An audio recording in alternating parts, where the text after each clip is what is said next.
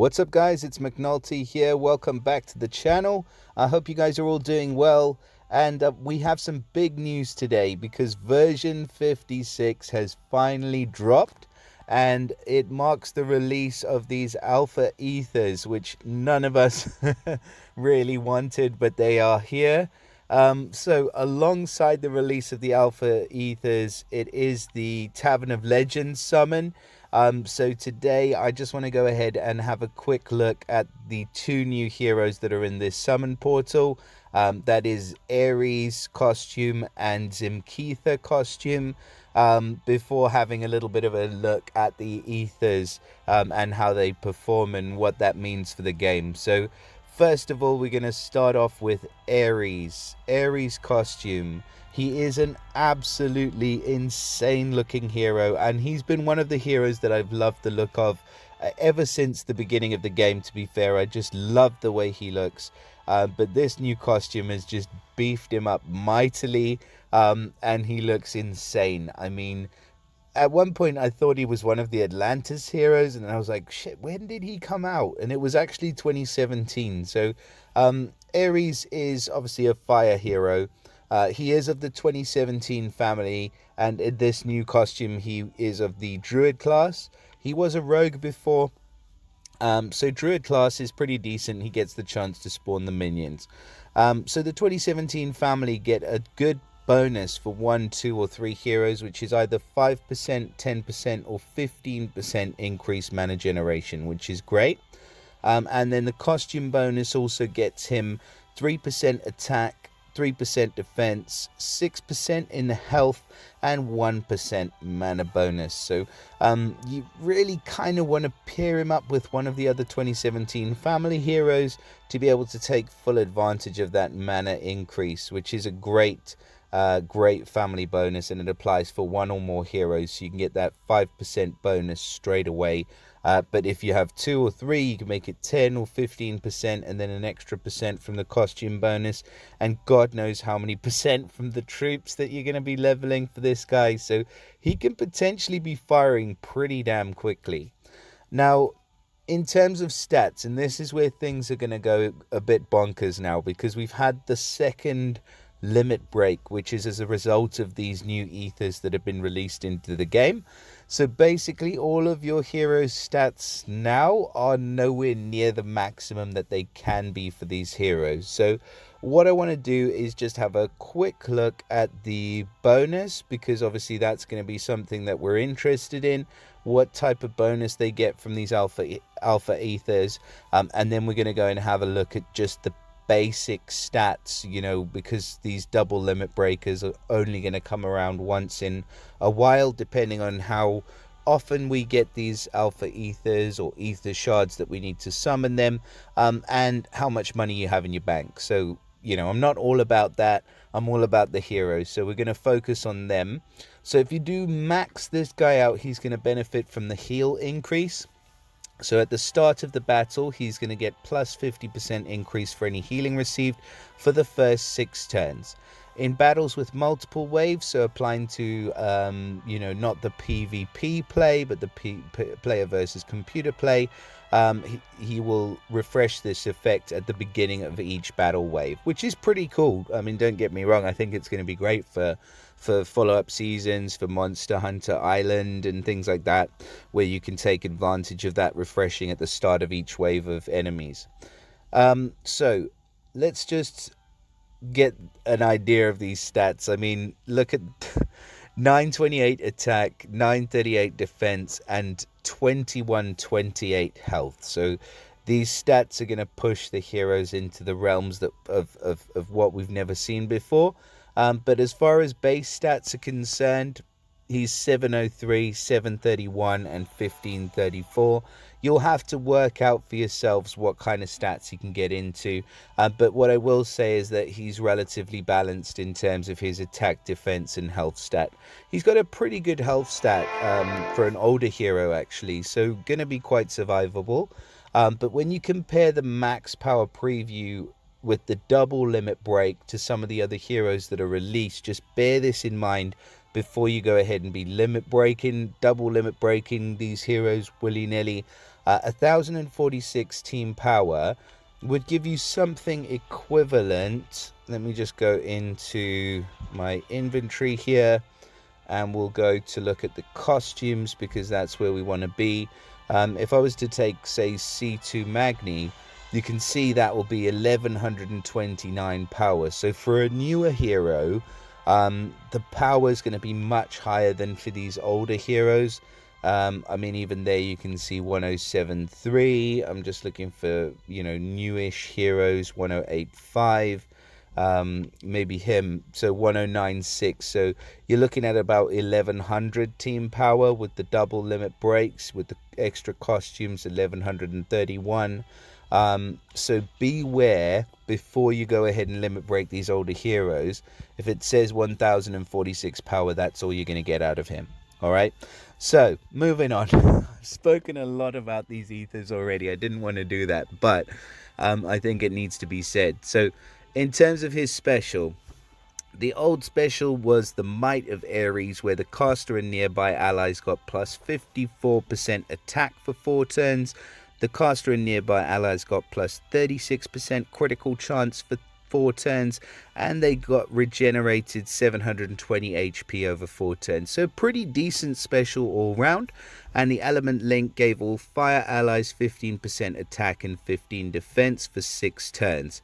So really good element link for this hero as well, which can't be dispelled, increases the attack and defense of all his fire allies, and he's just boosting their attack and their critical chance as well, and providing some health regeneration as well. So pretty decent hero, and in fact a very good tank for a while with some alliances that were running rigged tanks. Now, the new skill is called the Seal of Aries. So with the new one, it's the caster and nearby allies get plus 45% attack for 4 turns. So a slightly lower attack increase, but the attack increases by 5% each turn, up to plus 60%. So it starts lower, but it can get higher than 54% attack. Yeah, it's going to take a couple of turns to get there, but so what? It's pretty much the same thing. It's not that different. Now, the caster and nearby allies then counter-attack with 90% of the damage received for 4 turns, and the counter-attack damage increases by 10% each turn, up to 120%. So that is fire. I like that one. An increase in counter-attack is much more useful than boosted critical chance. And the caster and nearby allies regenerate 672 boosted health over 4 turns. Again, really, really good. Boosted health can exceed max HP, as we all know, but I do like the health boost versus the health regeneration. Unfortunate that it is just for the caster and nearby allies, but at least it's something decent. And the element link, I'm glad to say, remains exactly the same. 15% attack and 15 defense for 6 turns, which can't be dispelled. So I do like Aries. I think he is a really versatile hero. I think that he can fit into your team really well. And I think that he is kind of garnering for the tank position. He really wants the tank position. I mean, look at him. He is he's got a door knocker on his chest, for fuck's sake. So yeah, he's not going to let you in, mate. That's his goal, is, to have to go through him to be able to get to the rest of the team. And you're not going to find too many alliances running red tanks, but with these ×2 limit breakers, these ×2 Aethers, the alpha Aethers, you never know. And you can speed him up alongside other heroes. So I do like this guy. I think he's a pretty decent hero. I'm going to go ahead and give him a B, because I think that he is a bit of an average G. But yeah, I think he deserves a B, and he can definitely hang with some of the big boys in this new costume. So I do like the Aries costume. Now, moving on to Zimkitha. What is she wearing, man? She looks like she's just literally become the Safari.